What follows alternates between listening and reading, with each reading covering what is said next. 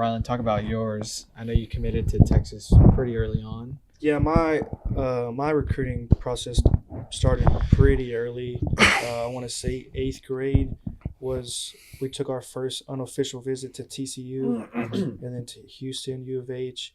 But in the back of my head, I always knew I wanted to go to Texas. And obviously having Coach Alaniz as a mentor from a very early young stage. And Toby over there is cracking. But having Coach Alaniz as a mentor and kind of going through high school under him, and he kind of made it pretty easy for me. A lot of the things that he did as a coach, he went to Texas, so he brought along a lot of the culture and a lot of stuff that Rio did when he was there to his coaching style and the way he coached and the way he kind of ran our program with as far as like culture and stuff like that. So I knew it was going to be a pretty easy transition for me, and it was something I always wanted to do. And I got my first call. I think the rules are a little different now. I don't think you can talk to a college coach until your first day of your junior year. Something like that. So I don't think the early recruiting stuff like that is happening anymore. But I got my first call from Texas early on in my freshman year. Okay.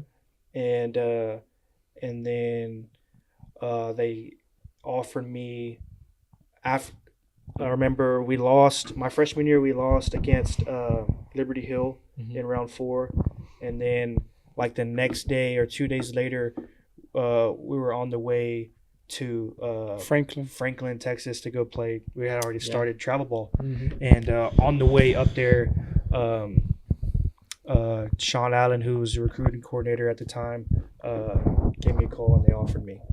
So I kind of let it play around for a while, see just what happened, and then I remember they offered me on the drive up there, and then Coach Pierce and Sean Allen and Philip Miller were at the game later that day in Franklin and came and watched me play. So that was pretty cool. And they offered me, watched me play that summer, and then I ended up committing to Texas later on that summer. Before my sophomore year. Did they call you or did they call your parents? And did they call your phone? No, it was kind of like you had to do it at the time where it was like you would like text them like, hey, give me a call. I would have to text them like, hey, calling in 5 minutes, because I don't think they could talk to you or something like that. It was like, I'm gonna give you a call in 5 minutes. So they're kind of expecting it, and then I would call them because they would, I guess, with the whole travel ball coaches and everything like that. The travel ball coaches had more contact with the coaches.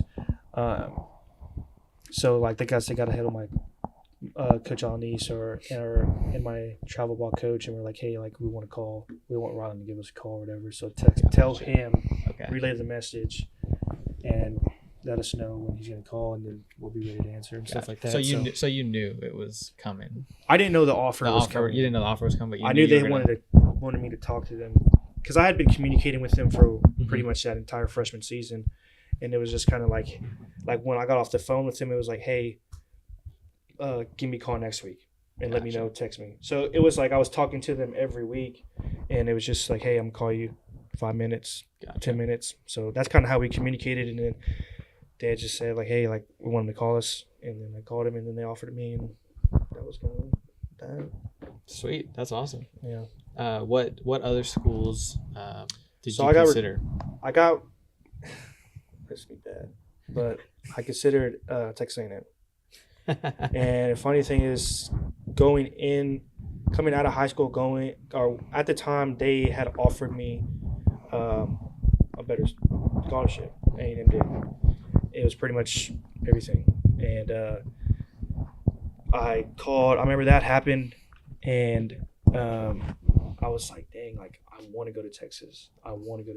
So I called my travel ball coach and Coach Alaniz and stuff like that, and I was like, told my coach like, hey, like if there's any way you can talk to Texas, like tell them this is what A&M did, this is what they're giving me. Tell them I want to come to Texas, but at the same time, I want to take care of my family, put my parents in the best situation as far as like financial reasons and stuff like that. So And then they offer me, and Texas calls me about 30 minutes later, and they bump up their offer.